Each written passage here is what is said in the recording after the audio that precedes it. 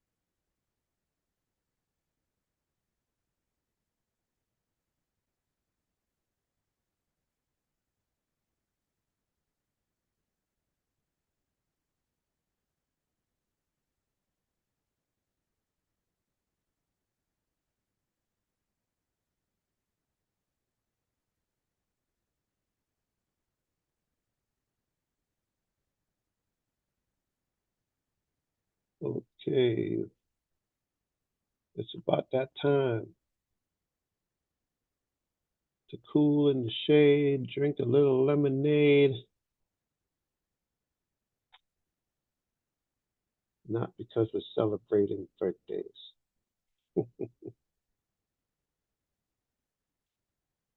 Okay, so it's about that time. Got a couple of you doubling up here. God. Okay. Let me see.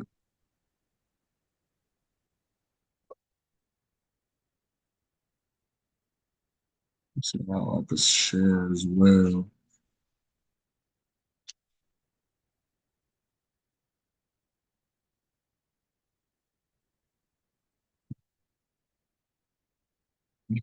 So Shalom, Israel. Yahbashim Shabbat to the brothers. Yahbashim Shabbat to the sisters. On this Tuesday night class, we are going to talk about or get into these birthdays now.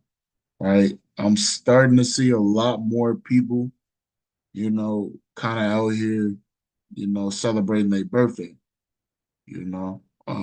People in the world and even in the truth, you know, out here celebrating not only their birthday, but even close relatives' birthdays as well. Now, we understand, throughout the scriptures, uh, that was never our custom. Our customs was never involving celebrating ourselves, kind of making it a my day type of thing, being a worshiper to ourselves. It was never that type of movement. You never see that throughout any righteous brother or sister, celebrating their birthday within the scriptures. But throughout all the scriptures, you find that heathen keep their birthdays, right? So we're gonna get straight into it, right? Being 8 o'clock, 9 o'clock in other places. Let me see if I can share my screen.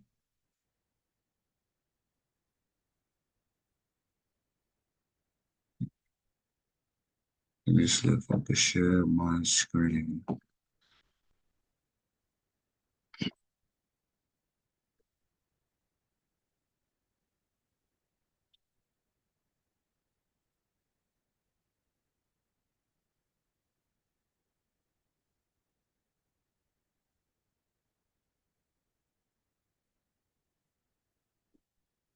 Slovakia. All right. So like it can everybody see my screen? Gone. Yeah. No praises. Mhm. Now, let's get into this first source real quick. This for all the brothers and sisters that's been in this truth for a minute now, right? That's been in this truth for a minute now should understand this or should know this by now. Um, and for all the ones that's fairly new in this truth, this is a great lesson for you as well, to kind of put this aside of now and for future references, right? So do I have a reader?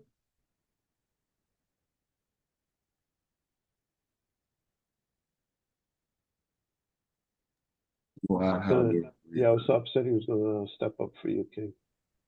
Khan, yeah, what's up? You there? Khan, I'm. You want me to read what's on the screen? Khan, King. Khan, hold 1 second. Let me know if you need me to zoom in or zoom out. Let me know, King.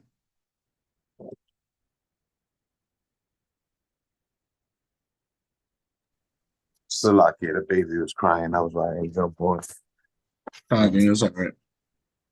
All right, yeah, I can see it now. Khan. Fact. Holidays. Holidays.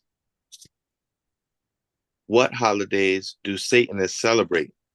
Since Satanism is a self-centered religion, the highest holiday of the year would be the Satanist's own birthday, which needs no ritual but should be spent in doing things a Satanist would enjoy. There is no requirement that a Satanist celebrate any holidays, and there are no hard and fast tradition or rites associated with them. Since Satanism embraces nature, the other holidays a Satanist might choose to celebrate would be the seasonal turning points marked by the equinoxes and solstices, the dates of which vary from year to year as well. Khan, right? So even Satanists, right, celebrate their own birthdays. And it's one of their highest holidays out as a self-centered religion. So knowing that even a Satanist, right, even a Satanist holds this to the highest pedestal on their holidays, right?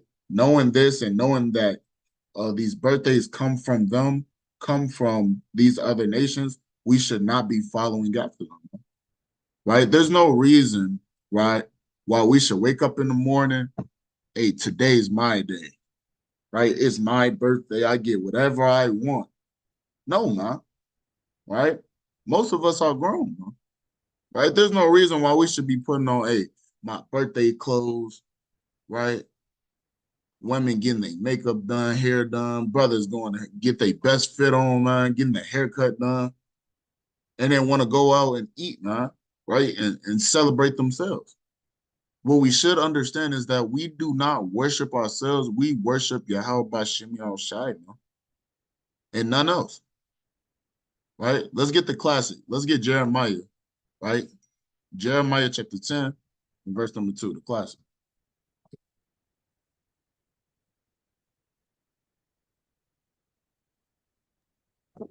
To the book of Jeremiah, chapter 10 and verse 2. When everybody has it, please say Khan. Khan. Thus saith the Lord, learn not the way of the heathen, and be not dismayed at the signs of heaven, for the heathen are dismayed at them. Right, Khan. So it says, learn not the way of the heathen, knowing that the heathen keep this as a birthday, right? A self-centered religion, right? One of their highest holidays, and keeping their birthdays and knowing that it's coming from a heathen background or a heathen custom, we should not learn the way of the heathen. Learning the way of the heathen is what got us into captivity today, man. It's what got us at a lower state, at the bottom of society. It's the same reason why we're not above all people on this face of the earth, man. Because we continue to learn the way of the heathen. We want to learn how they walk, learn how they talk, learn how they act, learn how they do certain things throughout the day of their life, man. Right? When we have our own customs, we have our own walk, we have our own talk, we have our own heritage and traditions that we have to go by as being Hebrew Israelites. So learn not the way of the heathen. If you're fairly new coming into this truth, hey man, put away your birthday. It's not a time for you when that day comes up. It's the time, if anything, it's the time to go 10 times harder for the Lord. If your so-called birthday come up, it should be a reminder to you that, hey man, this was a time where all the sinning done started, where I was going off for years. Some was doing wickedness for 20 years, 30 years, 40 years before they came into the truth. So if anything, if your birthday come up, it should be a thought like, hey, I need to go 10 times harder for the Lord. I fell off at a point of time, right? Let's get Baruch, right? Baruch, the 4th chapter, right? Baruch chapter 4, and I believe it's verse 28.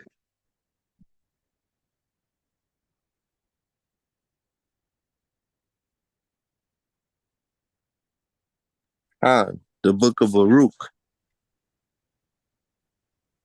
chapter 4, and you said verse 28. Okay. The book of Baruch, chapter 4 and verse 28. And when everybody has it, please say Khan.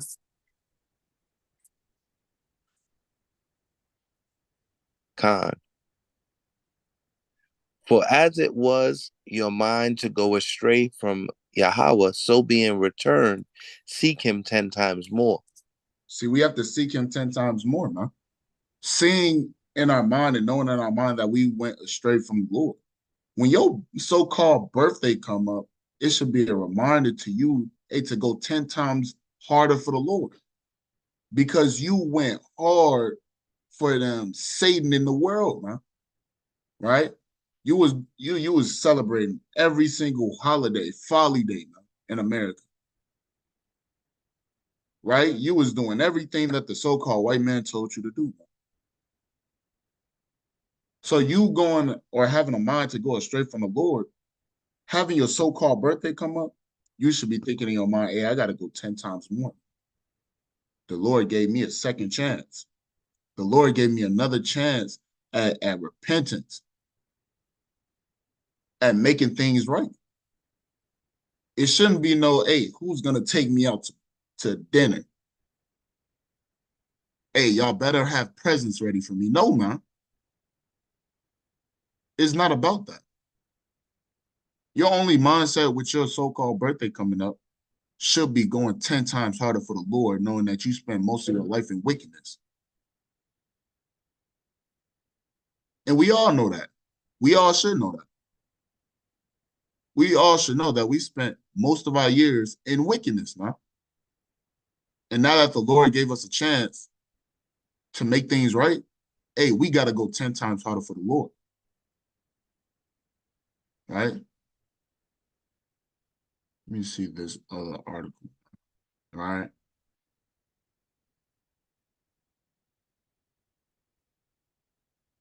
Let's see. We're not going to read this whole thing, King, but yeah, definitely going to read a piece of it.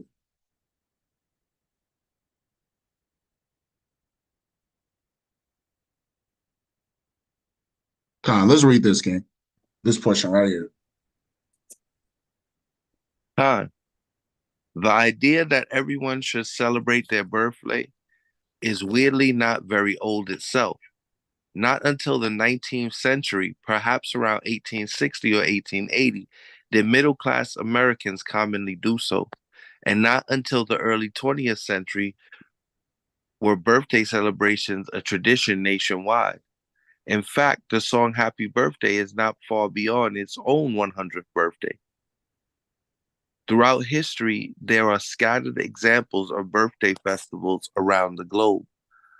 But the honorees tended to be either rulers such as Egyptian pharaohs or powerful members of an upper class. For a while, a similar pattern held in the United States. Birthdays were for rich people or national heroes. Americans celebrated George Washington's birthday, for instance, but for everyone else, a birthday, if they even know the date, or Salaka, if they even knew the date was just another day. See, back in the 1800s, right? This was only, or the 19th century, right? Was only, the birthdays were only made for the upperclassmen, the middleclassmen, and for so-called national heroes or so-called rich people, right? In the 1980s, we know that the so-called Blacks, Hispanics, and Native American Seminole Indians weren't rich, weren't no so-called national heroes, wasn't part of that upper class or middle class, man. We was at the bottom of the bottom, and we're still there, man. So even from the start of everything, so-called birthdays or the celebration of birthdays was never made for us to keep. It was only for who? The Americans, right? And then they wanted to turn it into a nationwide tradition so that now everybody in the world, on the planet, can now try to keep their birthday as a celebration, huh? And now over a period of time, right? After a period of time, our people now adopted that. Now adopted that way, which is something that we ought not to do. Adopting a heathen custom can get you killed in these last days, especially if you're in the truth already. If you're already in the truth, and now, hey, I want to keep my birthday. I want to go back to keeping my birthday. It felt good in the world. You know, I woke up happier. Hey, man, you ultimately, hey, man, your sentence is death. Why? Because the Lord is a jealous God, man. Yahweh Bashim Shai is a jealous God. You worshiping yourself when you should ultimately be worshiping the Lord day in, day out. Huh? We should be glorifying the Lord, giving all praise, honor, and glory to Yahweh Bashim Shai. But instead of giving all honor and glory to the Lord, you want to give it to yourself. You want to give it to yourself. And not to mention, the celebration of birthdays go deeper than what we're getting into right now. It goes into idolatry as well, man. Right? Let me get that, right? Let me get that article, right? Real quick.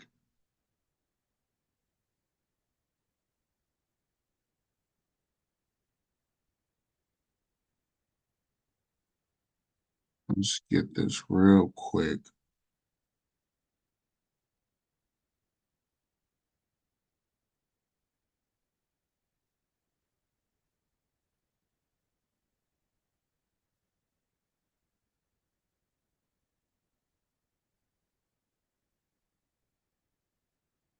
Okay, calm. All right. Before we get into this, right, let's get Genesis chapter 40, right? Genesis chapter 40 and verse number 20.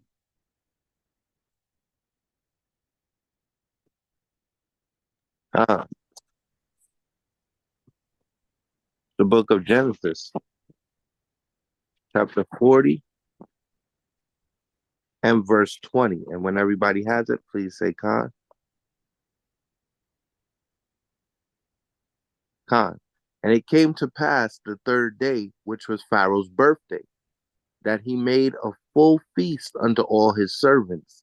And he lifted up the head of the chief butler and of the chief baker among his servants. So, like we were just talking about in the other article, right? The time of celebrating birthdays was the time of celebrating the towards the pharaohs, the Egyptian pharaohs, man. So in the scriptures, right? Pharaoh had a birthday and he held a feast unto all his servants, right? And he had a chief butler and a chief baker among his servants, right? Read on.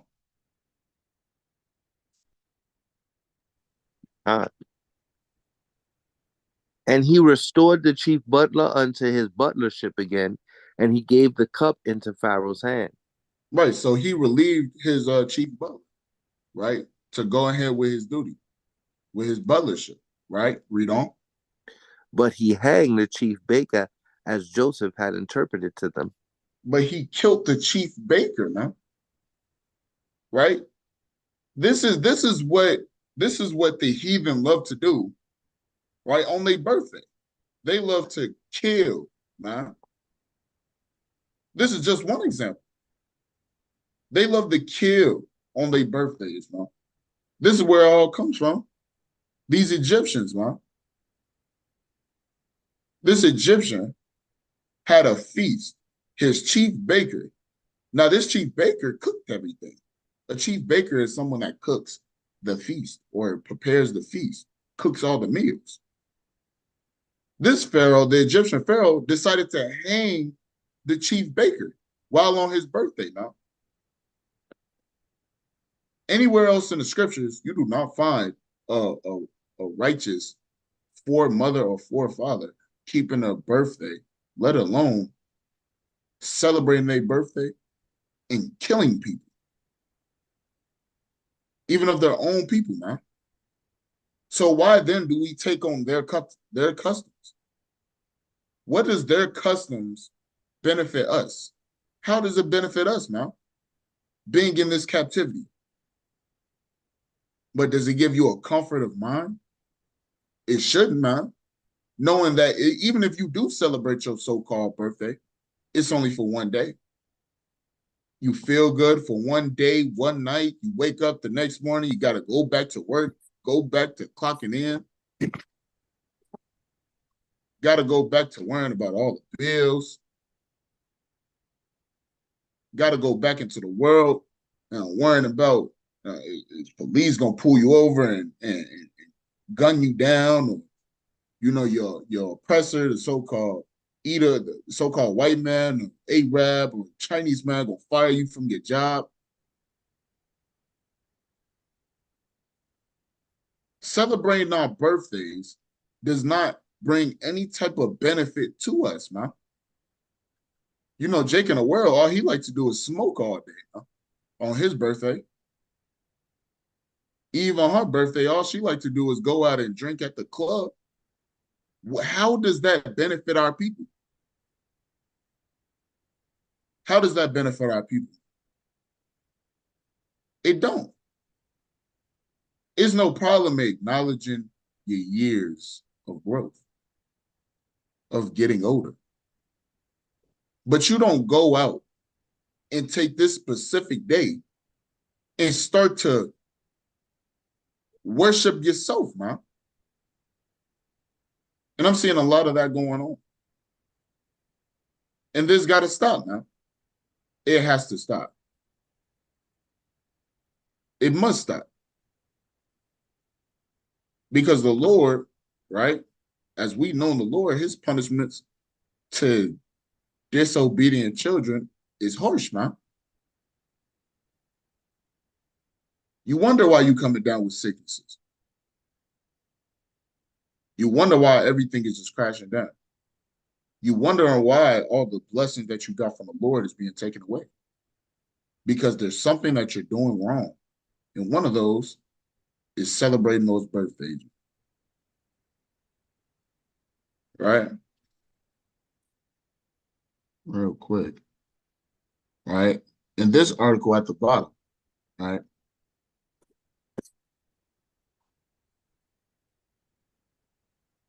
It says Americans at the bottom. It says Americans celebrated George Washington's birthday, for instance, but for everyone else, a birthday, if they even knew the date, was just another day. At a point of time, our birthday was just another day. We didn't go out to celebrate it, go get a couple drinks, man, go out, have a party, having a surprise party. That wasn't our thing, huh? It was just another day. So why are we changing it, huh? Why are we diving deeper into wickedness, knowing who we are. And even for the ones that don't know who they are, why you diving deeper into wickedness that can get you killed by the Lord? These such things must stop. Right? Let's get Matthew, right? Matthew chapter 14.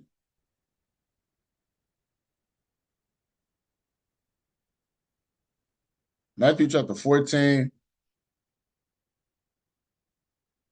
and verse number 6. The book of Matthew, chapter 14 and verse 6. And when everybody has it, please say Khan. Khan. But when Herod's birthday was kept, the daughter of Herodias danced before them and pleased Herod. Right? This is Herod's birthday now. First, it was the Egyptian pharaoh's birthday, and he killed his chief baker. Now, this is Herod's birthday. Let's see what Herod did. Read on. Whereupon he promised with an oath to give her whatsoever she would ask. And she, being before instructed of her mother, said, give me here John the Baptist's head in a charger. See that? Salaki. Right? Now, on Herod's birthday, his daughter and mother, right, wanted John the Baptist's head on a charger, man. He promised an oath unto his daughter to say, I'll give you whatever you want. And she was instructed by her mother to get John the Baptist's head. Is that not wicked now? Knowing that John the Baptist, mighty brother, one of our forefathers, man, had something such of a destruction come to him, man, because Herod wants to celebrate his birthday. Right, let's read on.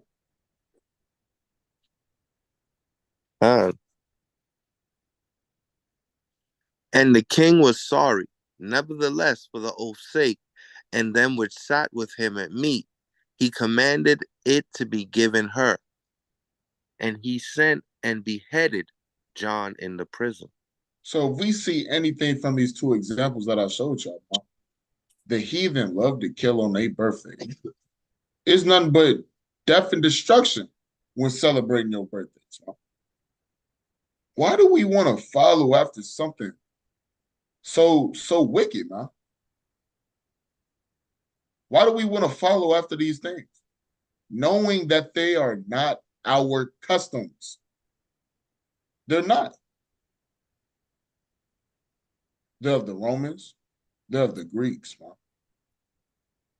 It's not our customs at all. And we should not be following. Right? Let's get this other article. All right. Actually, I think it's the same one. All right. This one right here.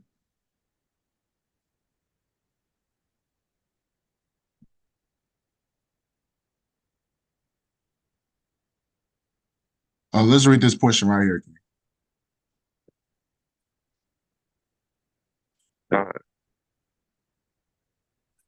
The history of birthday candles and the origin of birthday cake. Ladies and gentlemen, and those yet to make up their minds, this one goes out to the Greeks. Super early days, the Greeks adopted those ancient Egyptian birthdays, celebrating the birth of a god. And as you may well remember from those primary school project days, Greek culture was big on gods and goddesses. And to Artemis, the lunar goddess. The Greeks had a thing for offering sacrifices to the gods, and as a tribute to Artemis, one of the best inventions ever came to be. The Greeks would offer her moon-shaped cakes. Cakes were adorned with lit candles. This two-part symbolism birthed the traditional confectionery we now adore. The glowing radiance of the newfound birthday cake reduced the beauty of the moon. The candles signify the sending of prayers. So this is the truth of the birthday candles and the birthday cake. Going out your way to get a birthday cake and a birthday candle is idolatry. Huh? This is when the Greeks adopted it from the ancient Egyptians, huh? Right? On how the Egyptians celebrated their birthdays with all the feasts and stuff like that. They adopted them traditions and added more into it. So now it's a celebration unto a birth of a god. Unto who? Artemis, man. This Greek mythology. The so-called lunar goddess. Man. The birthday cake and the candles were all but a sacrifice to worship Artemis, man. So now this is turned into idolatry, right? Now on a higher level of disobedience to the Lord. Let's get Exodus the 20th chapter. Exodus 20, I believe it's verse number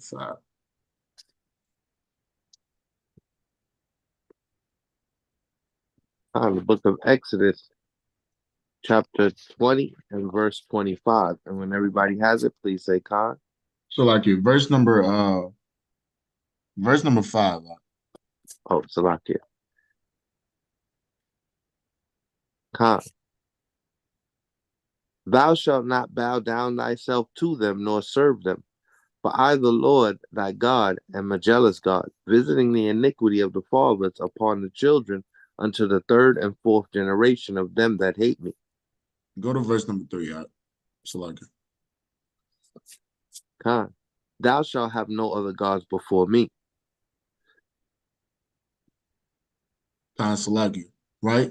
Thou shalt not have other gods, have no other gods before me, right? By you wanting to go ahead and buy that birthday cake, the birthday candles for you, your son, your daughter, your nephew, your cousin, your auntie, your uncle, your mother, and your father, man, and you going against the Lord. You are now setting up a sacrifice to another God, which the Lord said, thou shalt have no other gods before me. So now you're committing idolatry. At first, it was all thought that, hey, we're just taking on a heathen custom. But now it's known that, hey, you're committing idolatry. Read on, verse number 4. Thou shalt not make unto thee any graven image, or any likeness of anything that is in heaven above, or that is in the earth beneath, or that is in the water under the earth. All right, read on. Thou shalt not bow down thyself to them, nor serve them. For I, the Lord thy God, am a jealous God, visiting the iniquity of the fathers upon the children unto the third and fourth generation of them that hate me. See, the Lord is a jealous God. He becomes jealous, right? Because you would much rather want to worship a false god of Greek mythology than to serve and worship the one true God, Yahweh Bashem Shah. You want to make all these sacrifices, right, unto a false god than to your Lord, huh? You push away, a lot of our people, right, are pushing away the commandments of the Lord, the laws of the Lord, the traditions of the Lord to keep their own traditions, man. And you wonder why we going through everything that we going through. Hey, a lot of people holding up the kingdom in these last days. If you're in this truth and secretly or even openly celebrating your birthday, you are going to hell off, man. You are one of the ones holding up the kingdom. You are one of those ones that's out here committing idolatry right in the face of the Lord. Let's get Mark, right? Let's get Mark chapter 7.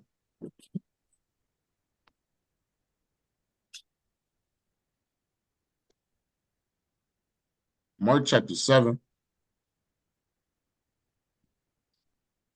and verse number 7. In the book of Mark, chapter 7 and verse 7. Ask, and it shall be given you. Seek, and ye shall find. Knock, and it shall be opened unto you. So like you. Mark chapter 7 and verse number 7. So lucky, that was Matthew. Mark chapter 7 and verse 7. Howbeit in vain do they worship me, teaching for doctrines the commandments of men. Now, as we know, there's some that's out here teaching the doctrines of men, right? We know in these churches they teach you to keep your A. You could keep your birthday. They'll even help you celebrate it. They teach you, hey, you could keep Christmas, Thanksgiving, Father's Day or Mother's Day, man, Easter, Halloween, Thanksgiving. They teach you the doctrines of the commandments of men. And now you worshiping the Lord in vain. Right, read on.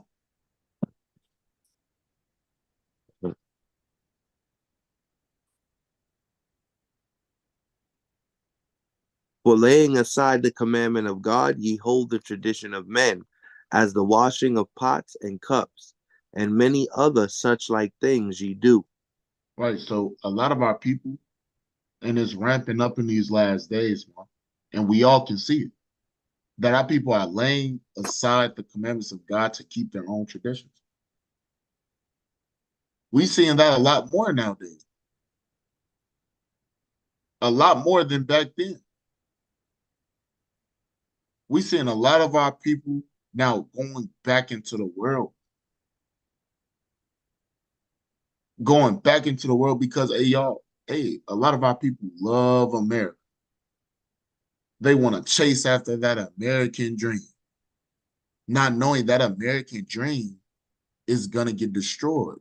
And when that American dream gets destroyed, you will be getting destroyed right along with it. So all of us should be making a conscious decision, right? Are you going to serve Yahweh Shemel Shah? Or are you going to serve the things of this world? Are you going to serve the commandments of men? Or are you going to serve the commandments of Yahweh Shemel Shah? There's no reason why we should be laying aside the commandments of God and holding the traditions of men, knowing the truth. And even for the ones that's in the world, still shouldn't be keeping the traditions of men, seeing that everything that's coming out is in these last days is a lie. The truth of the traditions, the holidays is coming out. The truth of Esau, trying to do his iconoclasm, painting everybody in the Bible so-called pale men or white men. The truth is coming out in these last days. There is no reason why we should be just casting the commandments of the Lord to the side just so you can do your own thing, man.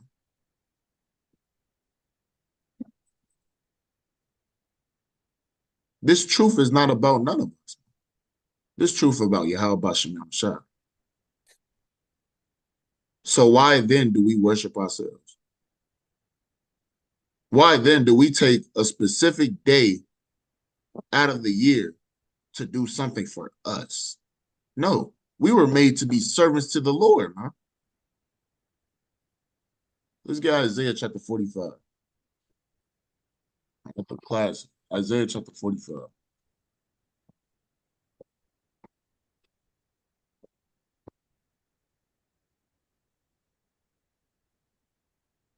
Con.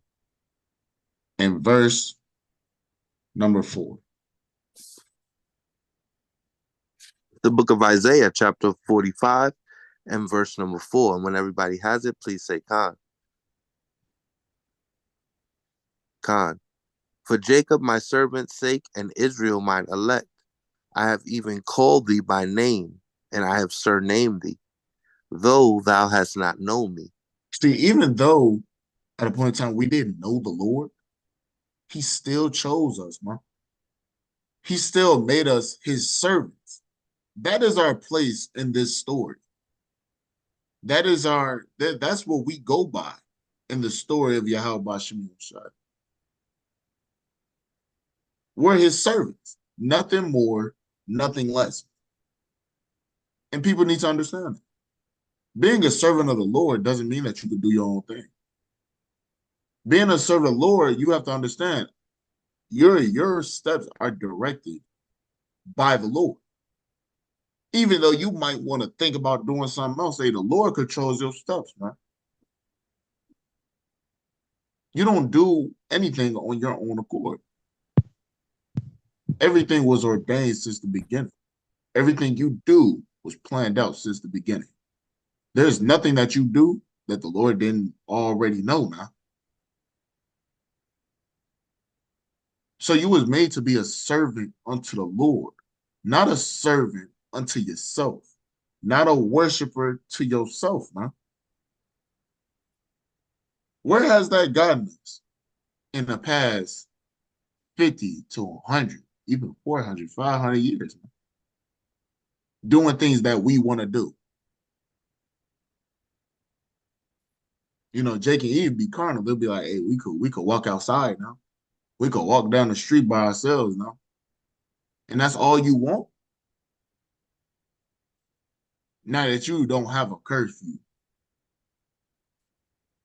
You think you could do whatever you want to do, huh?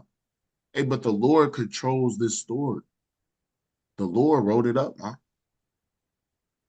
Everything is going in the way of what the Lord wanted it to be.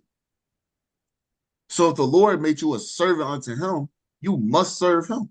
You must do what is told for you to do.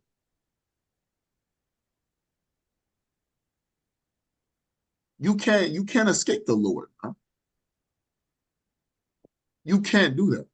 So as much as your zeal for the world might be, and you might as well cut it out now.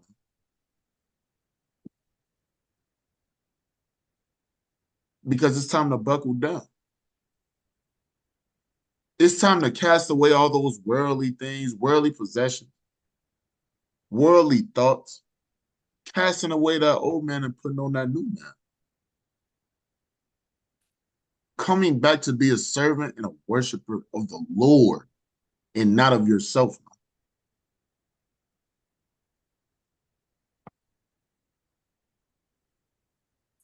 Let's get Proverbs chapter 3, right, in verse number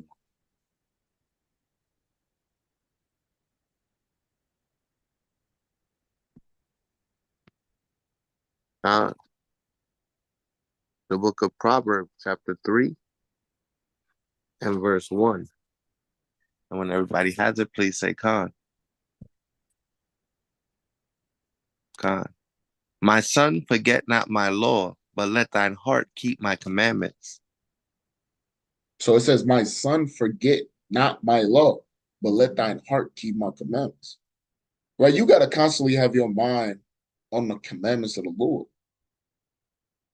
A part of that is wearing your fringes, man. Your fringes is not just for fashion, right? It's not just for fashion at all. It's for you to keep the commandments of the Lord and do them, for you to remember the commandments of the Lord and do them. So in knowing that, right, why are our people still celebrating their birthdays, knowing of a heathen custom? And I've been seeing this for months, right? At least for 2 months now, right? All on the social medias, man. The celebration of birthdays.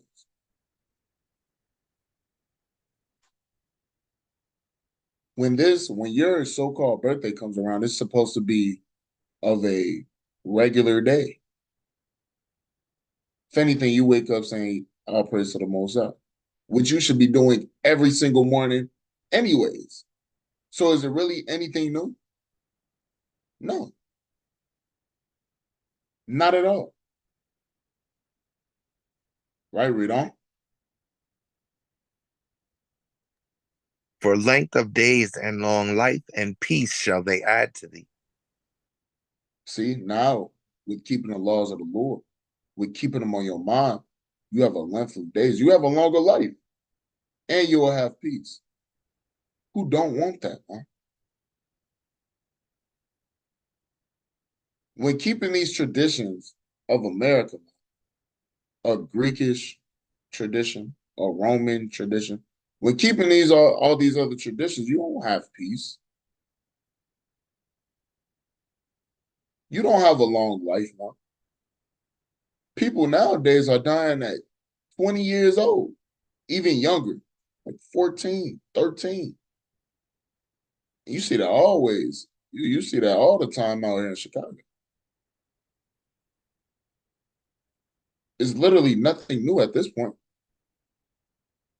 All because we want to continue to follow the traditions of men.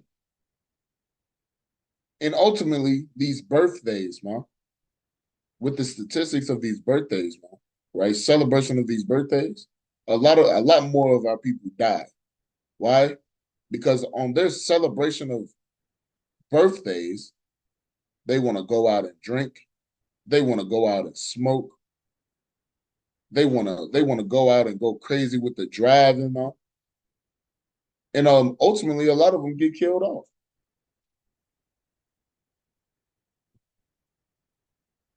Ultimately, it was all because of the Lord. All because the Lord did it. But the Lord gave you a chance, man. So why don't we take advantage of that chance? Right? Let's get this other art. All right, so like, let me see.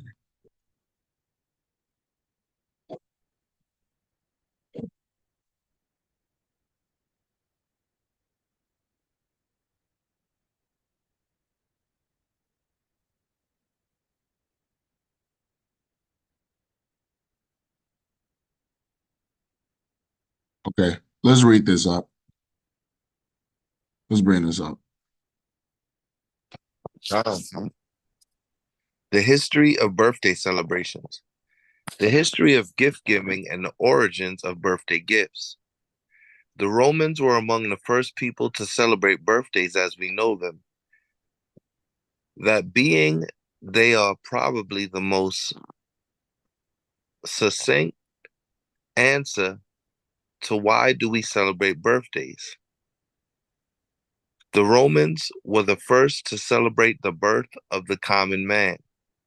They did this with lavish parties where they would shower the birthday boy with gifts, thus starting the history of birthday presents.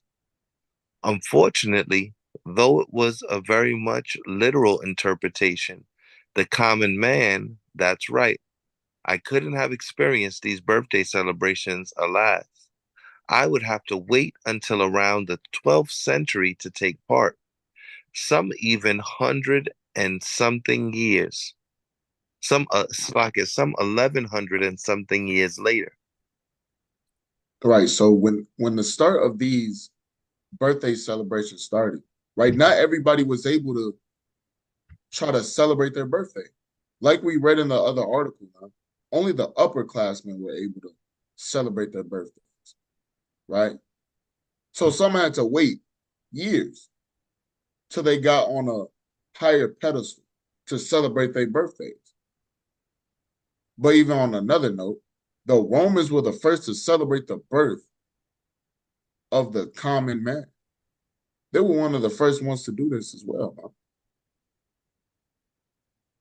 So not only are we celebrating a Egyptian custom, idolatry, Now it's also coming out that it's a Roman custom as well, adding in to the showering of gifts on the birthdays.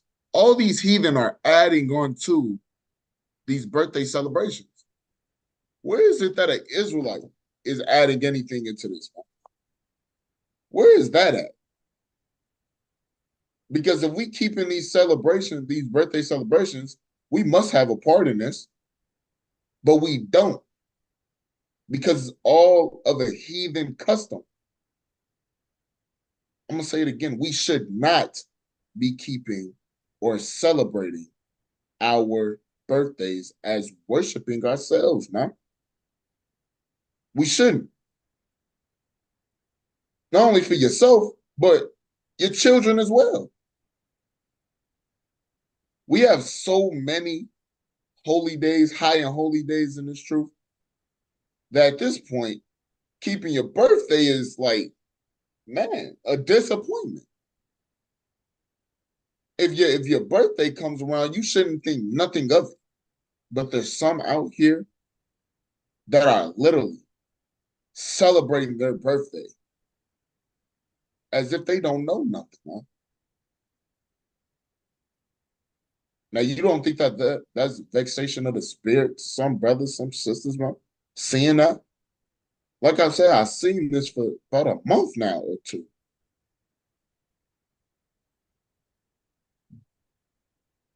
A month or two. Seeing all this happen, man. And the most I put it on my spirit to, hey, let's dive into it a bit more. Because there's videos out there about the birthdays. But going into the sources, right? Into the history, right? It's something that's needed. Because obviously, there's some that don't want to go according to the scripture. So you kind of need both. That double-edged sword, man. You need these scriptures and you need the history to double down on it, man. To keep all this in your mind. Because most I will, hey, we might grow old in this truth, man.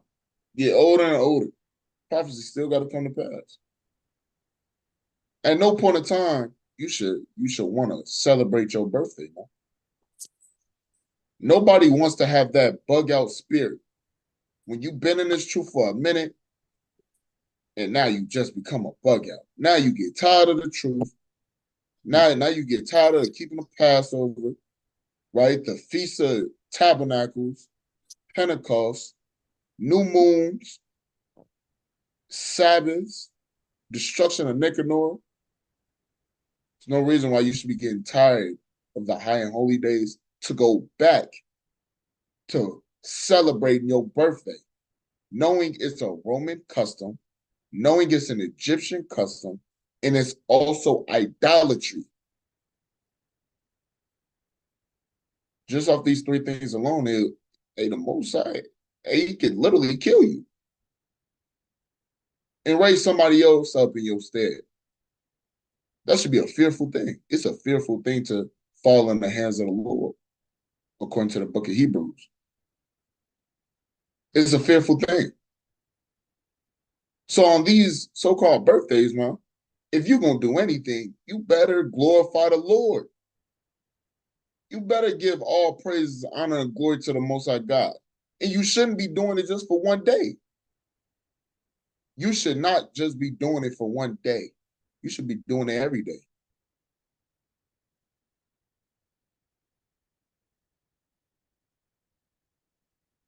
Sometimes I'll be at work now, right? Quick testimony. I'll be at work and I'll be like, hey, all praises to the Most High. Edom might want to try to say, hey, well, what you say? No, nothing. You ain't gonna get it. Sometimes you just gotta, hey, you gotta give it up to the Lord whenever, man. You gotta say all praise to the Most High whenever. Because that's what's needed now. That's what keeps our heads on straight, is glorifying the Lord. it needs to be a lot more glorifying the Lord than glorifying your damn self, man. Like I said, this is vexation of the spirit. For someone that's trying to keep the commandments diligently to the best of their ability. This is vexation of the spirit, man.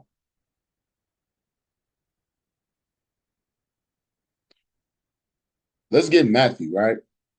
Let's get Matthew chapter 15 and verse number 3.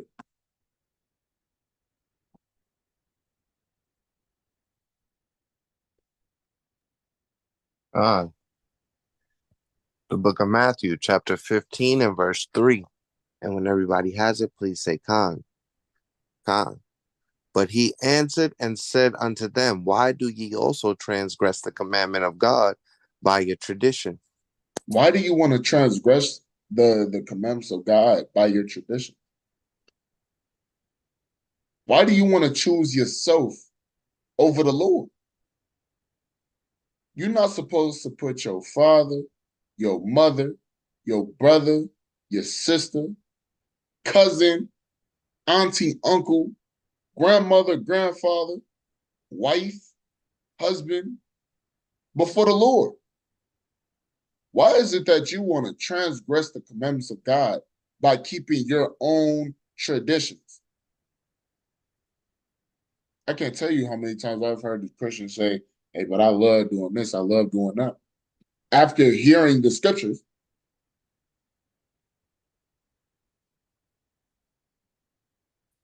tell them, hey, you got to keep the Sabbath day, Friday, Sunday, and the Saturday, Sunday. You got to keep it holy from any other day. Jake and Eve, man, so many times I heard, hey, I got to make money on them days. You turned you turned into a bug out, a scoffer. You turned into making money a tradition over the Lord. There's a lot of people that want to choose death over life in these last days. And it's apparent. We're seeing it now. We're witnessing it. Why? Because you want to transgress the commandments of God by your own tradition. Let's get 2 Maccabees chapter 6. Right?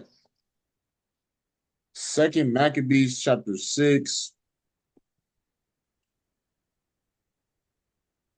Let me see what I want.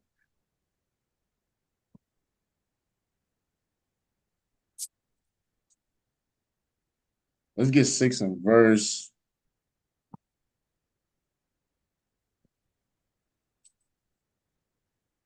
Let's get 6 in verse number 7. The book of 2 Maccabees, chapter 6 and verse 7. And when everybody has it, please say Khan. Khan. And in the day of the king's birth, every month, they were brought by bitter constraint to eat of the sacrifice. And when the fast of Bacchus was kept, the Jews were compelled to go in procession to Bacchus carrying ivy. Right.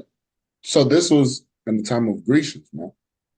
In the day of the king's birth, right, which is his birthday, every month they were brought by bitter constraint to eat of the sacrifices.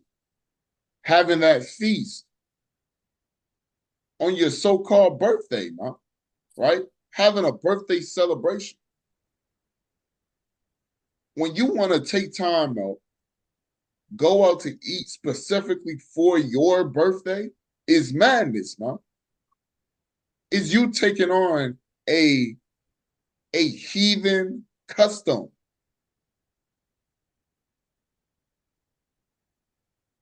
And that's damn near spirit, man, on you. You gotta fast and pray to get that thing off you. You gotta fast and pray to get that spirit up off you, man. Because now you're getting too comfortable in America. You're getting too comfortable in this world.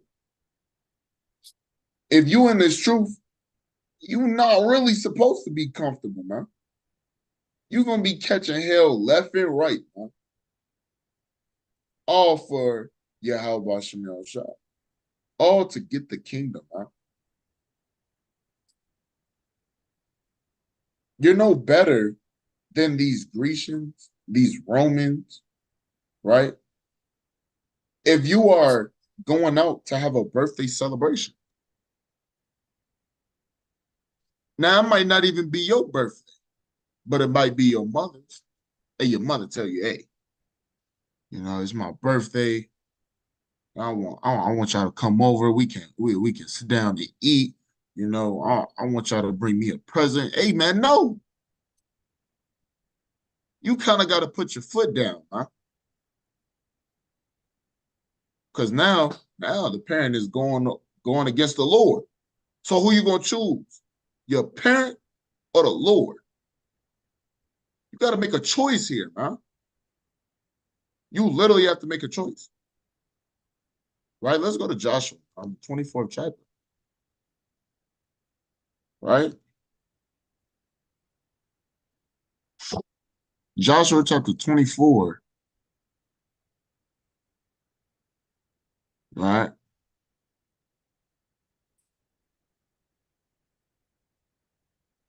Let's go to verse number 19.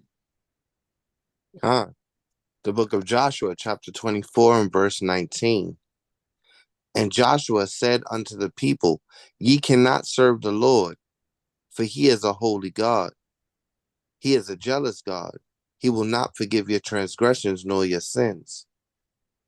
See, now with you going back into the world, or even you still trying to hold the traditions of the world, man, you cannot serve the Lord. And Joshua will tell you that, man. You can't serve the Lord because the Lord is a holy God. He's a jealous God, man. Majority of the things that you hold in America are indeed of idolatry, huh? Are of idolatry. Now you expect to get blessings when really you're going to get curses, huh? Right? Let's read on. Huh?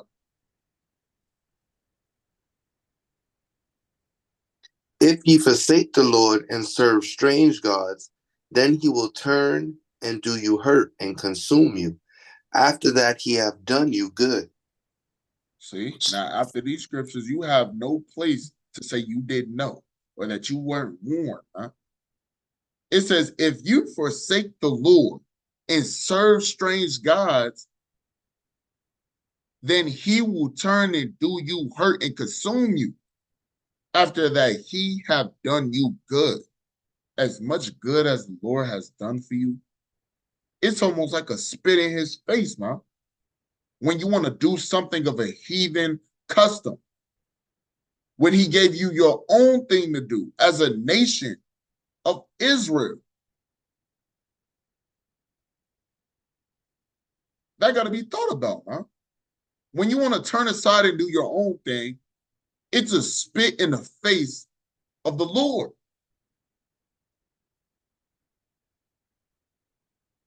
This is why Joshua said, hey, you cannot serve the Lord. You can't serve the Lord if you want to two-step in this truth. You can't serve the Lord if you want to kind of do your own thing, hold your own traditions, hey, make up your own heritage, man. You can't serve the Lord celebrating yourself, worshiping yourself, being a servant unto yourself, doing all these things, serving yourself, worshiping yourself. Hey, a lot of people want to call themselves God now. Now they want to say that they the most high God. Speaking blasphemy, man. And they want to say it with a prideful thing, too. Oh, I'm God. Can't tell you how many times I've heard that.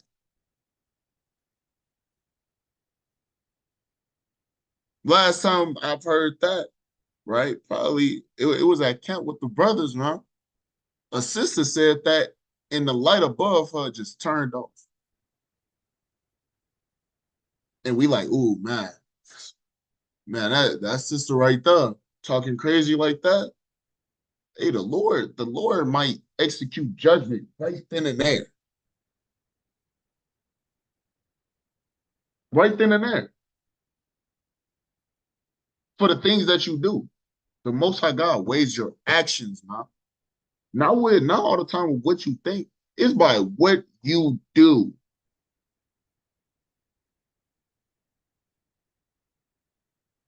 So if you out here celebrating your birthday, you're liable. You're liable to die by the hands of the Lord. By the hands of the Lord, huh? It should be a fearful thing for you to wake up in the morning, say, it's my day. Everybody got to listen to me. I'm going to buy some weed, some cigarettes, going to buy the best alcoholic drink in the liquor store and going out to have some fun. That got to be a fearful thing, man. Especially for those that's in the truth. As soon as you see, as soon as you see somebody going off like that, you got to be on it, man. Got to be on it. Like, no, we don't do that. Everything is a teaching moment for the ones that's in the truth and out of the truth. Everything is a teaching moment. That's why you have to study to show thyself approved. That's why you have to study to answer. You have to always be ready to give an answer. So if you see it, you got to get on it, man. You got to rebuke that. Get that blood off your hands.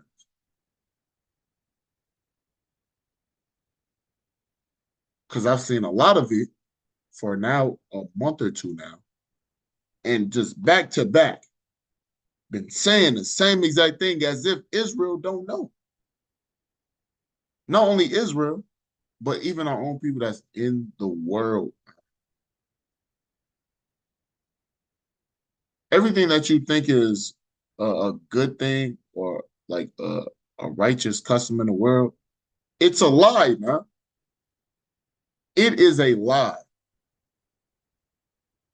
Let's get Revelations, the 12th chapter. All right. Revelation chapter 12, right? In verse number 9. In the book of Revelation, chapter 12 and verse 9. And the great dragon was cast out, that old serpent called the devil and Satan, which deceiveth the world. He was cast out into the earth, and his angels were cast out with him. See that? America, the so-called white man, these heathen deceive the whole world, man. Into making you think that the things that are in the world are of a righteous thing to do. Everybody in the world want to say, hey, they doing things in righteousness. Doing everything righteous. But as soon as they want to close their Bible, they want to roll up a blunt. As soon as they close up their Bible, they want to go ahead and commit idolatry, fornication, adultery. Esau has done a great job at deceiving our people, man. Even when the truth is right in your face. It's just that you might not want to accept it. You might not want to accept it, man. And you must accept that the truth is out now, man. Psalms 85 and 11. The truth shall spring out in the earth. That's where you see brothers and sisters. The sisters sitting down at camp, learning, listening. And the brothers bringing it out mighty in the spirit, giving you the truth, man. At this point, everybody should know about a Hebrew Israelite and what we teach, man. birthdays or a birthday celebration should be one of them. It should be one of them. It should be one of them, huh? Right? Let's get, right, the book of Wisdom of Solomon, chapter 14 and verse number 16.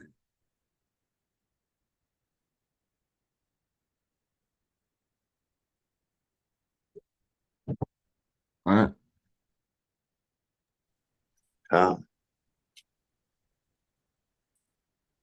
Book of the Wisdom of Solomon, chapter 14 and verse 16. And when everybody has it, please say Khan. Khan. Thus, in the process of time, an ungodly custom grown strong was kept as a law, and graven images were worshipped by the commandments of kings. See that? It says, thus in process of time, an ungodly custom grown strong was kept as a law. That's what we read in the other article, where it said now that the birthday celebration has become a nationwide, worldwide tradition. It's an ungodly custom that grown strong. And it was over a period of time, huh? And our people just fed into it, huh? Doing whatever that the world do, we want to do. No, man. The world is supposed to follow us, huh? These other nations are supposed to follow us. We're not supposed to follow them.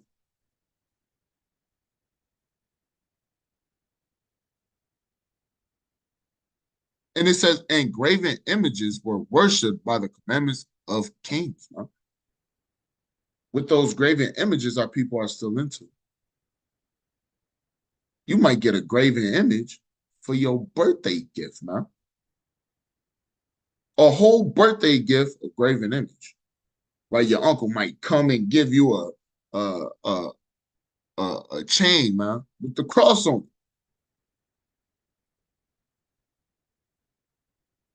Or if you're a Muslim, hey, your buddy old pal, Arab, man, might come and bring you a damn chain with the Kaaba stone on it. And if y'all haven't seen that, y'all might have to look that up. Huh? That's been floating around the media as well. They making these graven images, man, and giving them over as birthday gifts. After we see that America is a bunch of liars and everything that they put out is a bunch of lies, why do we then still try to follow them instead of following our God?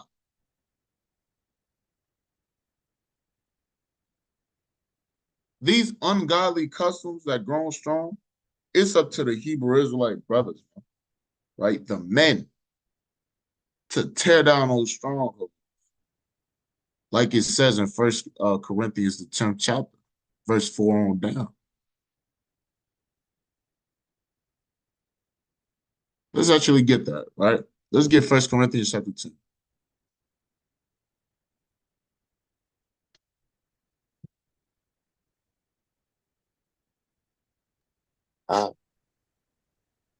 Or Salakia, Second Corinthians.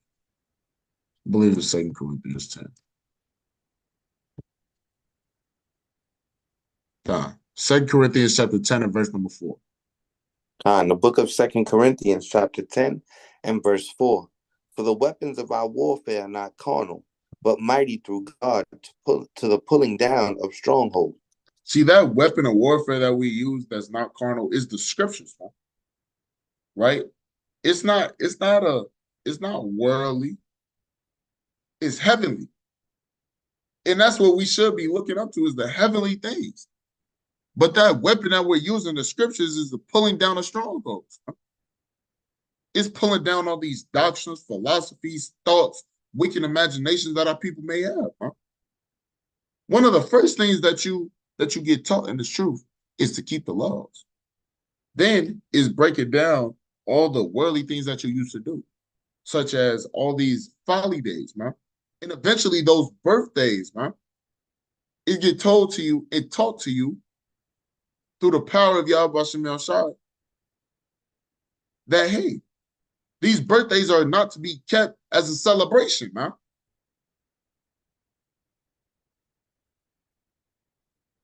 We should know better. We should know better. After everything that we went through, we should know better than to worship ourselves. Huh? Let's read on. Huh?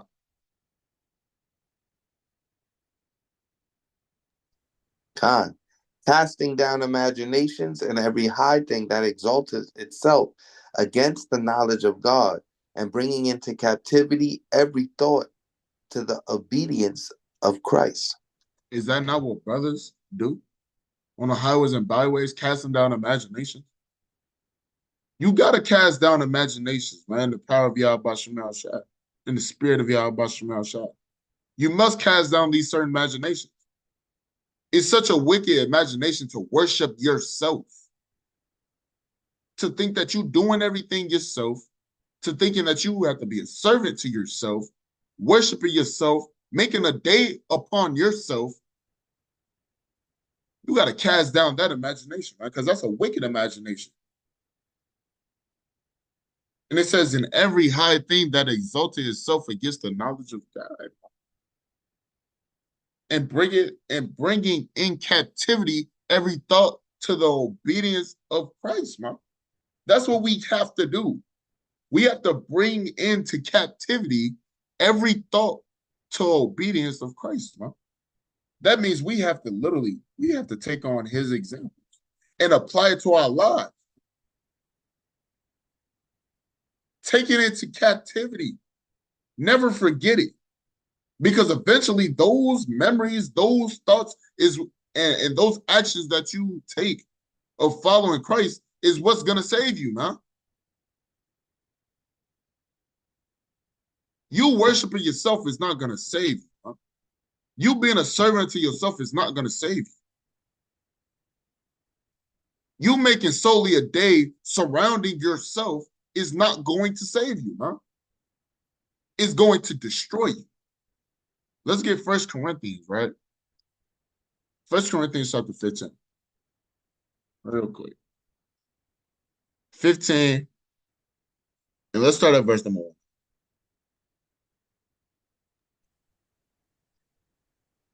Khan, the book of 1 Corinthians, chapter 15 and verse number 1.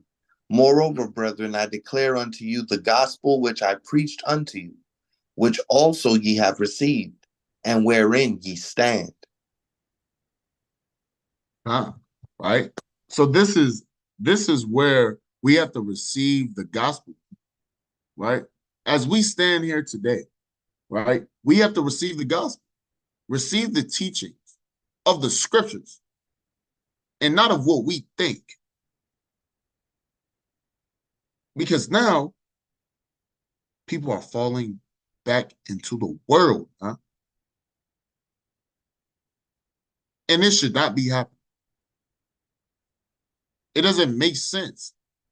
If you're going to receive this word, don't put it in your mind or even think that you have that you love America so much.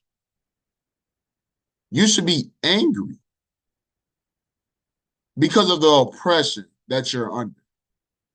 Knowing the oppression that you're under, you should not be wanting to follow after the oppressor. You must not be submitting yourself under the oppressor commandments. Because this is exactly what Esau wants. This is exactly what the heathen want. To have you continue to literally disobey your God and to follow him. That's exactly what these heathen want you to do. And a lot of our people are falling right into his hands. This is complete madness, man. Let's read on.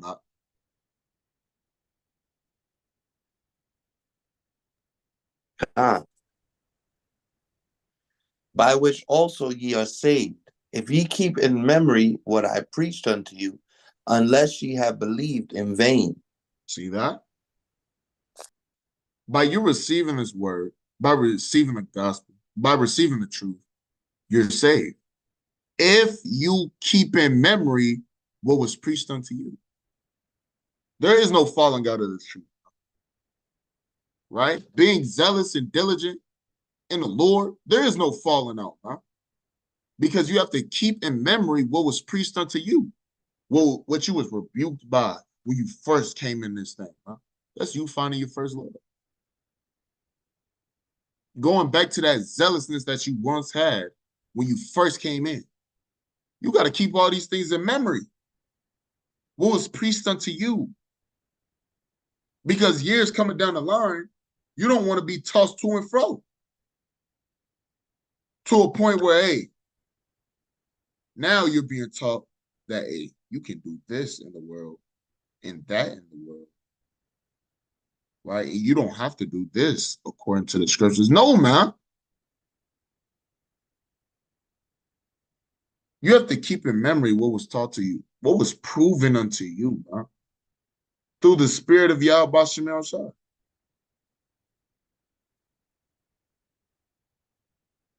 Let's get Jeremiah chapter 7 and verse 17.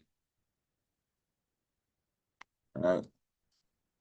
Jeremiah chapter 7 and verse 17.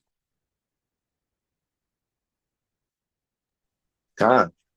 The book of Jeremiah, chapter 7 and verse 17. When everybody has it, please say Khan. Khan. See thou not what they do in the cities of Judah and in the streets of Jerusalem? The children gather wood, and the fathers kindle the fire, and the women knead their dough to make cakes to the queen of heaven, and to pour out drink offerings unto other gods, that they may provoke me to anger. So it says, seest thou not what they do in the cities of Judah and in the streets of Jerusalem? Do you not see what's going on? Does nobody see what's going on, man?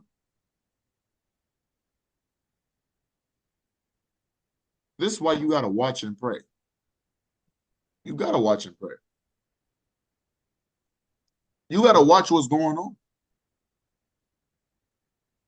Right? Because, right, reading on, it says, the children gather wood and the fathers kindle the fire. And the women knead their dough to make cakes to the queen of heaven and to pour out drink offerings unto other gods, that they may provoke me to anger. Man. This all provokes the Lord to anger. Making these cakes for the celebration of your birthday. Pouring up these drinks for the celebration of your birthday. Lighting these candles, huh? Not knowing it's all unto false gods.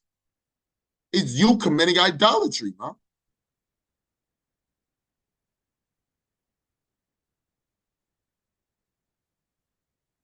And now you bring in more and more confusion into yourself. Because now the Most High God is doing, he's getting ready to do to you what he said he was going to do in Joshua, the 24th chapter. He was going to do you hurt. What hurts more than coming into the truth and now doing wickedness while in the truth, and now you can't, now you in confusion. Now you can't remember precepts. Now you, for some reason, you might not even try to find the time to, read anymore, study anymore, go and celebrate the high and holy days. Now you're always mad, fussing out brothers and sisters. What hurts more than that? When the Most High puts that spirit upon you because of the wickedness that you're doing.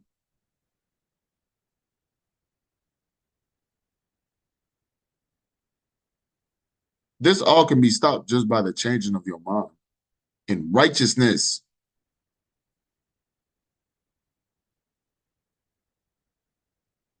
What you whipping up cakes for? For your birthday for, man?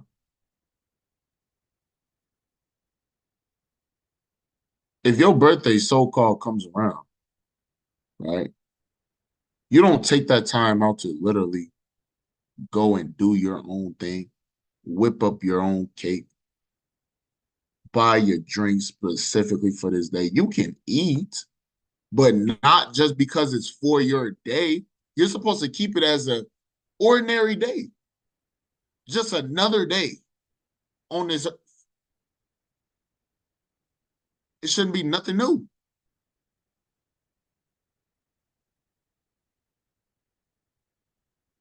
But our people so wicked, stubborn, stiff-necked, like the scriptures say, that they're willing to go against the Lord.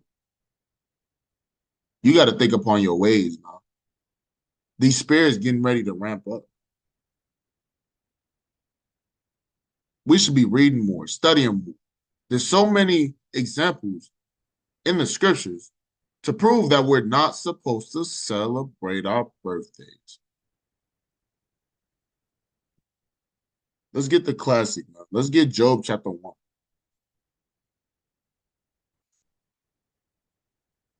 Job chapter 1, right? It started at verse number 5 or verse number 4. So actually, Yeah. It's the book of Job, chapter 1 and verse 4.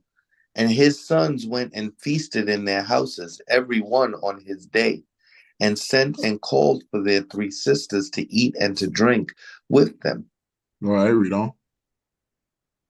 And it was so, when the days of their feasting were gone about, that Job sent and sanctified them, and rose up early in the morning and offered burnt offerings according to the number of them all. For Job said, "It may be that my sons have sinned and cursed God in their hearts." Thus did Job continue. See, so Job's sons went and feasted in their house. And it says, every one his day. His day is what? His birthday.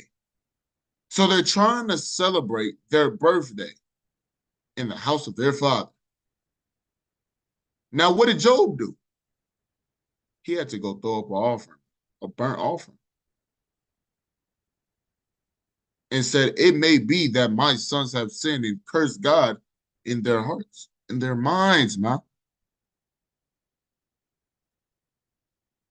Because now you're doing all things for yourself. You're supposed to be doing it for the Lord. Job being a perfect man, if he's seen it as a sinful thing for his sons to try to celebrate their day or their birthday or celebrate their birthday, why do we still think it's okay? Aren't we supposed to learn after the examples of our forefathers? We're supposed to follow the examples of our righteous forefathers, and we're supposed to learn from the mistakes of our wicked forefathers so that we don't do the same thing that they do. So if Job looked at it as a sinful thing for his sons to feast or to celebrate their birthdays, then we should be on the same accord as Job. Knowing that Job was a perfect man. This is supposed to be taken as an ordinary day. For example, man, today will be my so-called birthday. I'm looking at this day like an ordinary day. This is my 3rd year in the truth. This ain't nothing new at this point. When this day come around, this is an ordinary day. Even in the midst of all the happy birthdays, what do you want? You know, this is your. No, I'm not. For those, I'm not even. A lot of times, I'm not responding.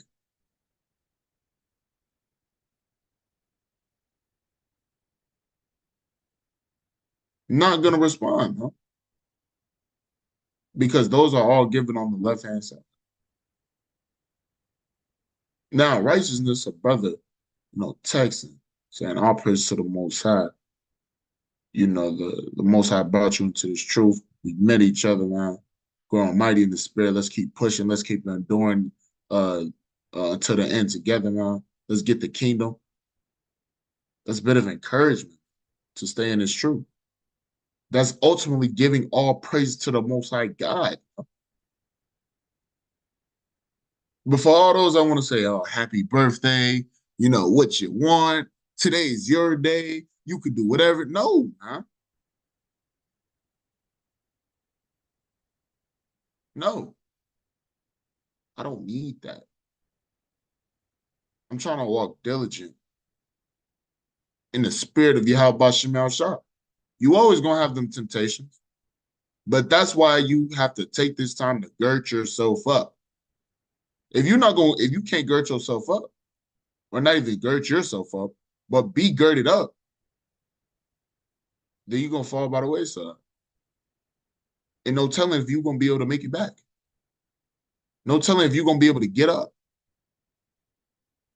if not being girded up. So if we learn it from these examples, we have to follow after them, huh? If Job seen it as a wicked, sinful thing to do to celebrate your birthday, damn it, we should not be celebrating our birthday. Everybody want to say that they followers of Christ. Did Christ ever celebrate his birthday? No. No. And he's the ultimate teacher. Ultimate teacher, man. Let's get Job chapter 3 and verse number 1. Job chapter 3 and verse 1. Khan. It's the book of Job, chapter 3 and verse 1. After this opened Job his mouth and cursed his day. Right. So Job cursed this day. He cursed the day he was born. Right? So why are we celebrating? What are we celebrating for? If you celebrating your birthday, doing all the festivities, the parties, all the drinking and dancing, all because it's your birthday, you're not really following after examples of your righteous forefathers, man. Job said, "Curse this his day, man." Shouldn't we be on one accord with it? Let's read on, man.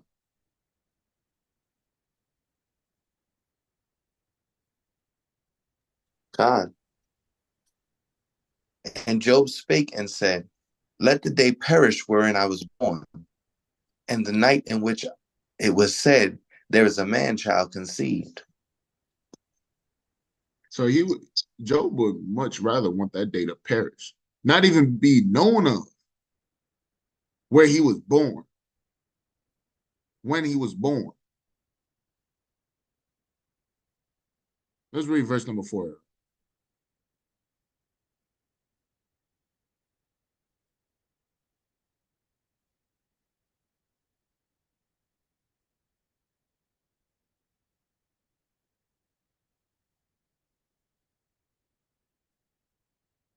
Shalom, can I be heard?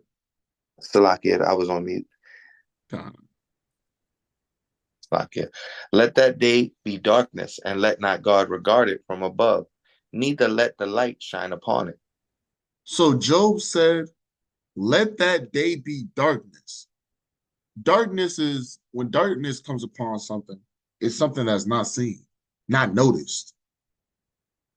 So Job getting into it, he don't even want that day to be noticed or seen. In a common word, celebrate it, man. Let not God regard it from above, neither let the light shine upon it. You don't really want light to shine upon the day you was born? Let's get Ecclesiastes, right? 7 and verse number 1.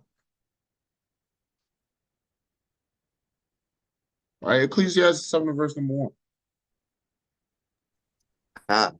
The book of Ecclesiastes, chapter 7 and verse number 1. A good name is better than precious ointment, and the day of death better than one's birth. Right? A good name is better than precious ointment. Precious ointment is such as a medicine, right? But a good name is better than all that. It's a precious ointment can be a substance, right? A good name is better than all that. Why? Because your good name could be learned by, right? Your good name has a story to it that somebody that goes down from generation to generation. A lot of precious ointments, such as medications, don't go down from generation to generation. Why? Because there might not be no more left of that substance years to come. But a good name, that goes down from generation to generation. And it says, in the day of death, than the day of one's birth. Your day of death is better than when you was born. And hopefully that doesn't go over a lot of brothers and sisters' heads, man. Your death is better than when you was born.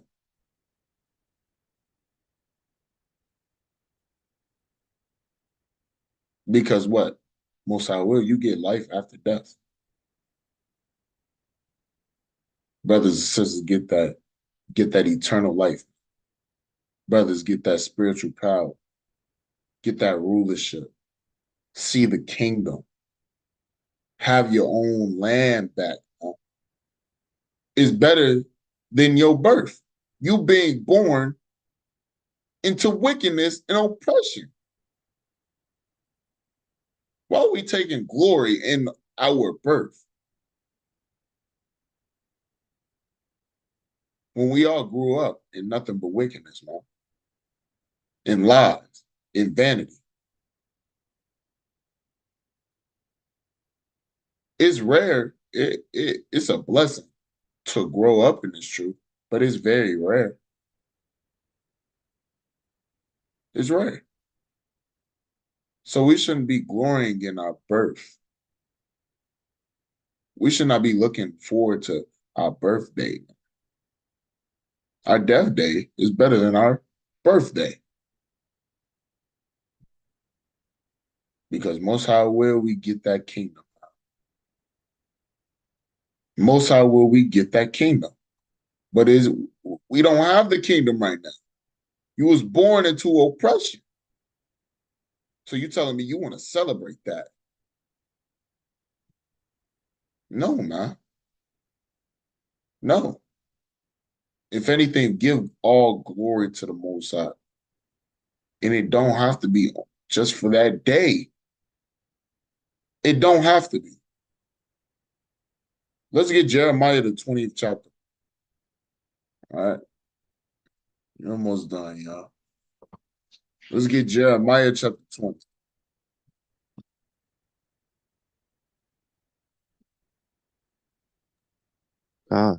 Chapter 20 and verse verse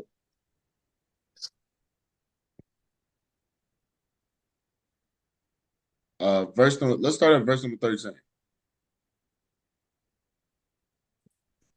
Said Jeremiah 20 and verse 37.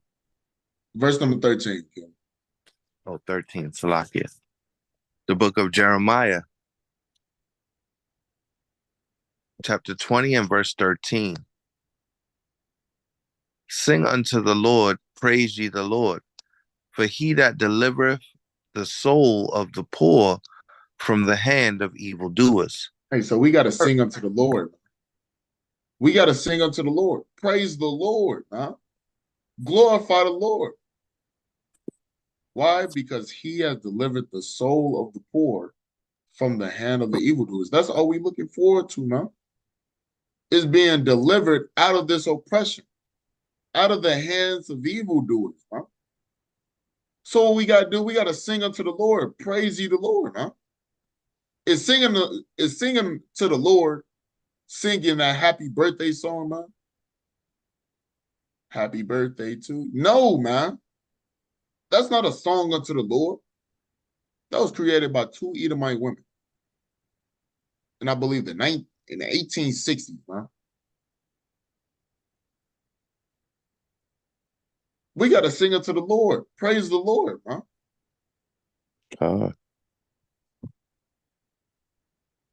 Because we want to be delivered out of the hands of evildoers. And this coming from the mouth of Jeremiah, a mighty king, mighty brother. Right? Let's read on. Verse 14. Cursed be the day wherein I was born. Let not the day wherein my mother bare me be blessed.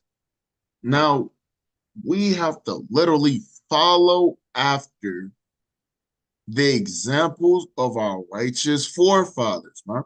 This is another example. It says, Jeremiah said, cursed be the day wherein I was born. Why are we steady saying happy birthday? When did Jeremiah say that? When did Yahweh say that? When did Job say that?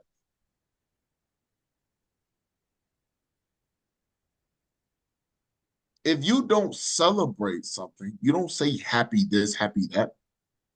It wouldn't make sense for you as an Israelite to say, I don't celebrate Christmas, but say Merry Christmas.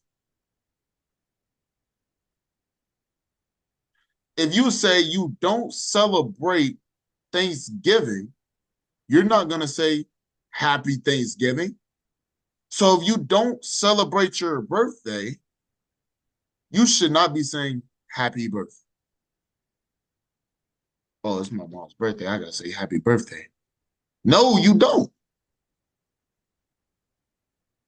Because you know what that's going to do? That's going to bring on a certain type of encouragement of to do what the hell you want to do when you're supposed to be singing a song unto the Lord, praising the Lord, glorifying the Lord. You know? Jeremiah said, cursed be the day wherein I was born. Let not the day wherein my mother bare me be blessed. When you say happy birthday, you blessing that day. So now you got to ask yourself, are you really following the scriptures?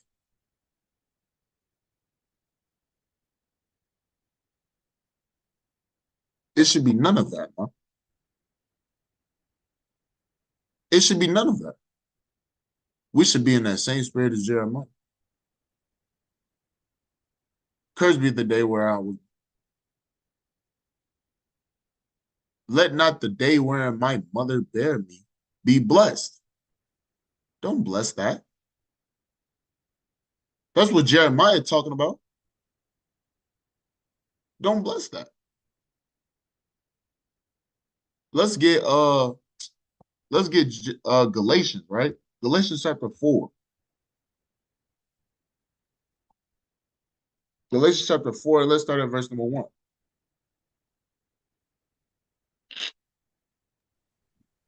In the book of Galatians, chapter 4, and verse number 1. Now I say that the heir, as long as he is a child, differeth nothing from a servant, though he be Lord of all. So an heir, which will be a prince, is no different than a servant, even though he is Lord of all. He has rulership over all. He's no different than a servant. Why, though? Verse number 2.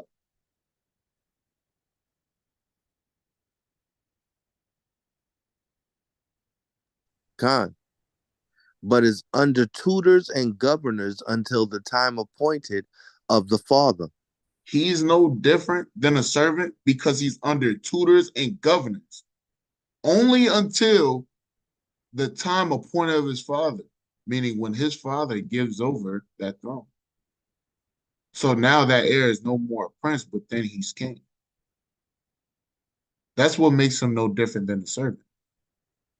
Read on that.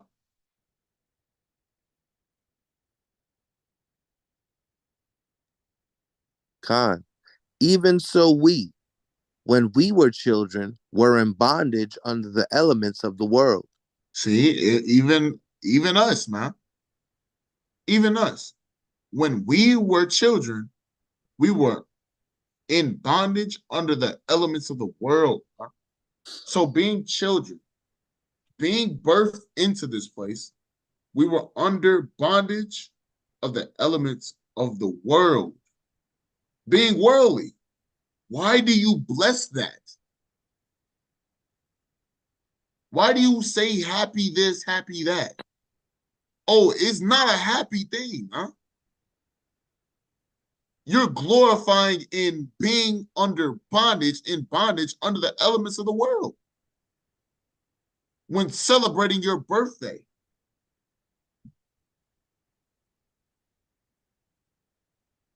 Celebrating birthdays are not an Israelite custom. You would never find that in the scriptures where it was okay to celebrate birthdays, bro.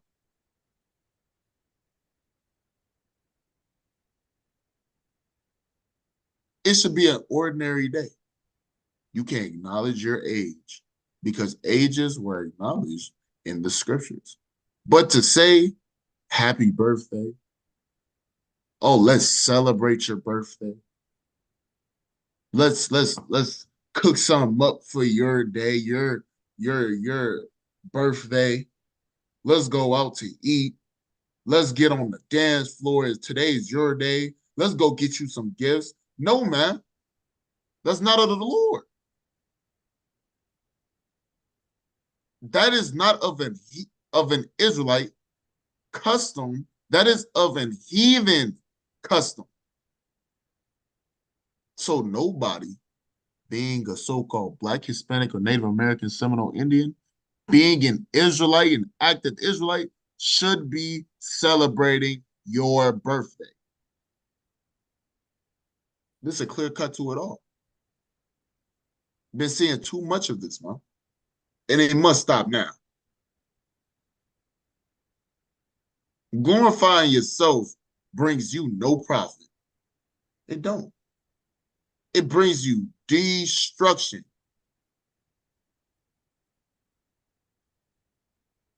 You'll end up going from a curse to destruction. Let's get that in Sirach, right? We almost done here, right? Let's get Sirach. Sirach chapter 41. All right, Sirach chapter 41 and verse number, let's start at verse number 8. The book of Sirach, chapter 41 and verse 8. Woe be unto you, ungodly men, which have forsaken the law of the Most High God. For if ye increase, it shall be to your destruction. See that? When your birthday come around, a lot of people just forget about the laws of the Lord. And now you increasing. Now you getting all these gifts, you getting all this money, you getting all this fame, you getting all this fortune, and it's only all to your destruction. Read on.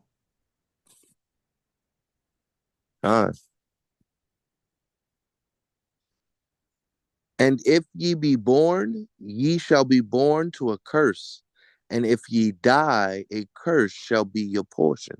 Now, if ye be born, ye shall be born to a curse. Were we not born to a curse for the things that our forefathers did? We were born unto a curse. Why is it that we glorify in being born into a curse? Why are we happy about that? If anything, brothers and sisters should be looking forward to being born into blessings, into righteousness. But we were born into a curse, man. How can you possibly be happy about that? I don't see the correlation. How can you be happy about being born into a curse? And it says, if you die, a curse shall be your portion. That's going into dying into your iniquity. No, just a curse is going to be your portion. That's all you was here for, to live out a curse. Let's read on that.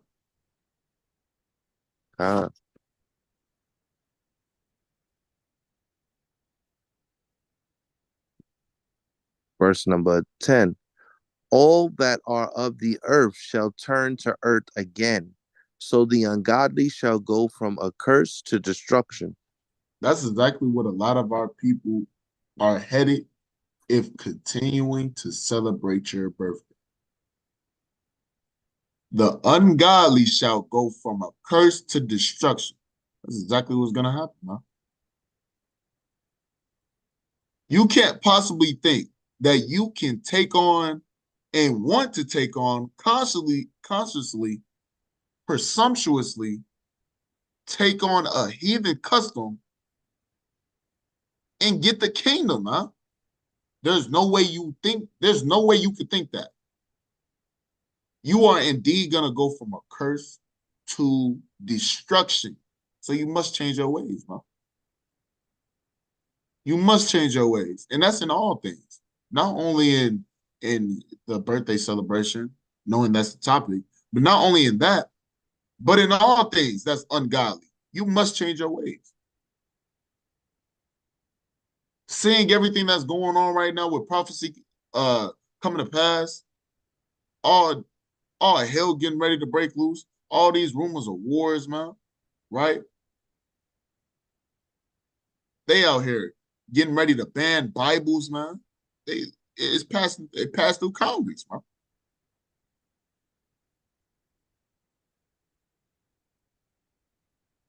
You know, when it gets Biden, he's just gonna sign it. They banning Bibles, man. And you know what that means for us? They're not gonna want us out there on the streets teaching the Bible no more if the Bible is banned. So guess what? That's persecution. Persecution is on the rise. The truth of the Bible just came out from Putin, and now everybody want to listen, but it's been told for years now from the Hebrew Israelites. But now that it's out now, and now everybody see it, now people want to burn the Bible. They want to rip the pages out. Oh, it can't be true. Everybody in the Bible is so-called black people. Yes, it's true, man. But now you got people wanting to throw away their Bible, burn their Bible, rip the pages out, man. All hell is getting ready to break loose. You must change in all things. You don't have a choice. If you're in this truth right now, you ain't got a choice. You made your choice by coming into this truth. There ain't no going back. You can't go back. The only thing that's waiting for you back there is death. Death just waiting right there, hands crossed, sitting down in the chair, waiting for you to walk back. You gonna make that decision? The only thing that's waiting for you back in the world is death. Ain't no fun things. No, it's death and destruction.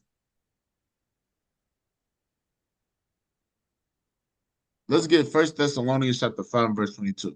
That'll be my last precept. 1 Thessalonians chapter 5, verse 22. The book of 1 Thessalonians chapter 5 and verse 22. Abstain from all appearance of evil. It says, abstain from all appearance of evil. What does abstain mean, man? Let's look it up, bro. Right? Abstain. Choose not to do or have something. Abstain means to choose not to do or have something. It can also mean to not do something you could do. You could go out and try to celebrate your birthday, but does that mean you should do it? No. You shouldn't do it. It says especially something that is unhealthy or gives you pleasure. It's an unhealthy thing to celebrate your birthday. What you mean? What you diving in that cake for? Right? You just got the whole cake to yourself. Everybody get one piece. The rest of the cake is for you. How unhealthy? How unhealthy is that? That's so unhealthy. And it gives you pleasure. Come on now. You got to think upon your ways. So it says, right? Abstain from all appearance of evil. Now, celebrating birthdays is one of those appearances of evil. What are you supposed to do? Abstain from all of it.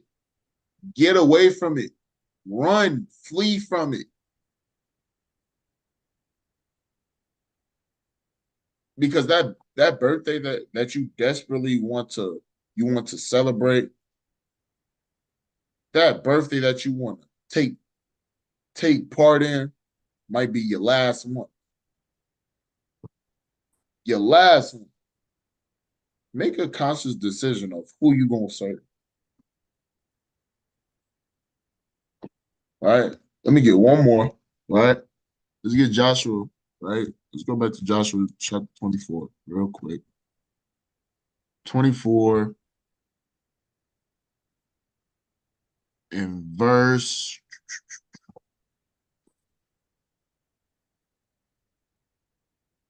15. The book of Joshua. Verse 14. The book of Joshua, chapter 24 and verse 14. Now therefore fear the Lord and serve him in sincerity and in truth, and put away the gods which your fathers served on the other side of the flood and in Egypt, and serve ye the Lord.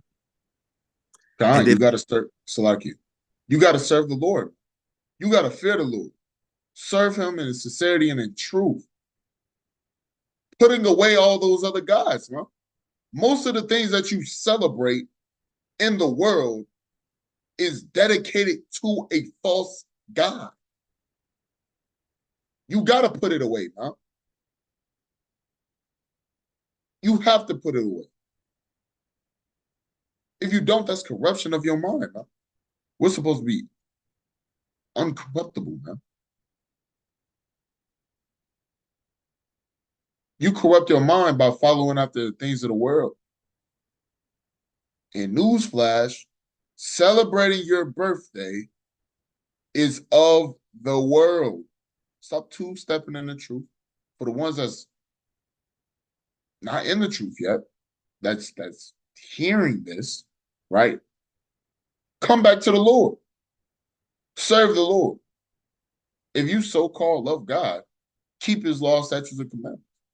Stop doing the things of the world, because the world has lied to you for 20 years, for 30 years, for 40 years, for 50 years, for 60, 70, 80 years, man.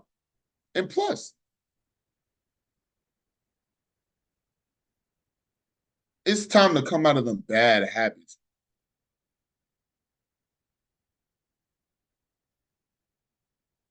And gird yourself up in these last days. Right? Read on up.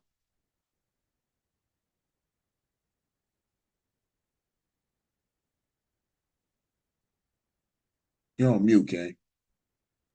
Salakia Khan. And if it seem evil unto you to serve the Lord, choose you this day whom you will serve. Whether the gods which your fathers served that were on the other side of the flood, or the gods of the Amorites, in whose land ye dwell. But as for me and my house, we will serve the Lord. See that? You got to choose you this day who you going to serve. Man. You going to serve these other gods, or you going to serve Yahweh Shem Shah? A lot of brothers, you got kids. You got a rib. The thought that should be in your head is exactly what Joshua said. But as for me and my house, we will serve Yahweh. Damn your birthday, nah. We don't serve ourselves. We don't worship ourselves as being Hebrew Israelites. We worship and serve Yahweh Bashem Shah. Right? So that concludes the lesson, right? I hope it was edifying through the spirit and power of Yahweh Bashem Shah for the ones that's listening. Let's continue to keep the commandments, have faith in Yahweh Bashem Shah in these last days. We getting closer and closer to the time that we get our rulership. Most High will we make it to the kingdom, man. We could, go back to these times, laugh about it, man. Serve the Most High God in sincerity and in truth, right? All praise to Yahweh Bashem Shah. Kom Yashem.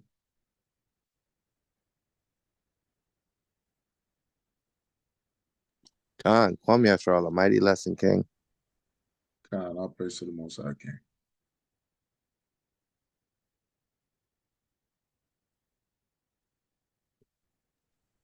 Kwame Ashala. That was a very wonderful lesson. God, all praise to the Most High.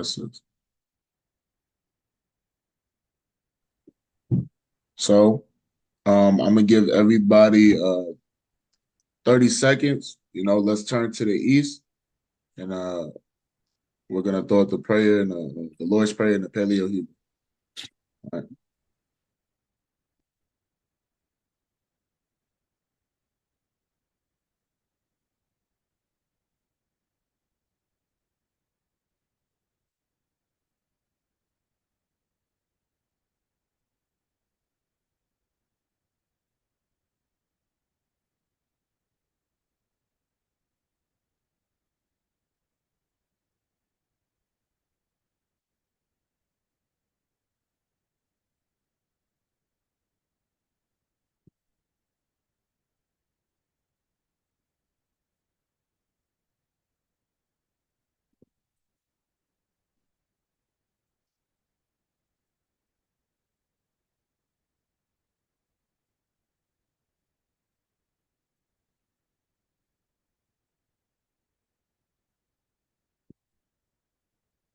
All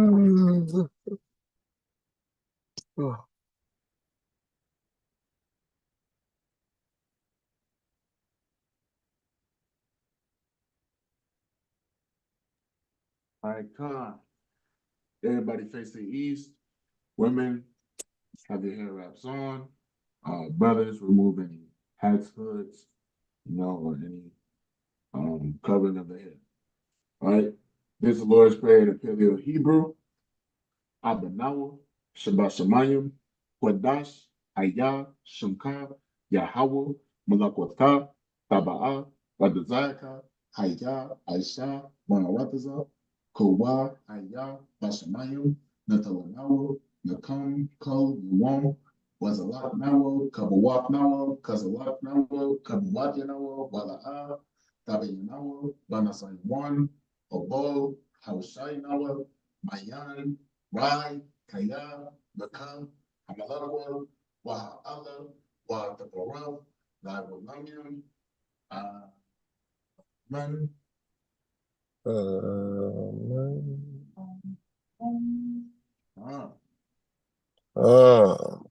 Praise Praise to the Most High. Show me how show, brother. Hashem Mashiach Yahushua. So, hope everybody has a great night, man. Let's continue to keep the faith, man. Continue to endure into the end.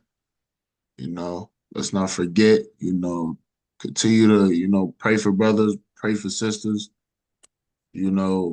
also build up yourself in these last days, continue to come on classes, learn more and more each and every time, continue to follow, your leadership and righteousness, man. Right? Let's keep that faith in y'all best in your shot. Khan? Khan, man. So I'm getting ready to get up out of here, man. Also, we're getting ready for work tomorrow. Brothers and sisters, hey man, let's continue in this faith, man. I love y'all. Kwame Shalom. Shalom. Kwame Shala Shalom.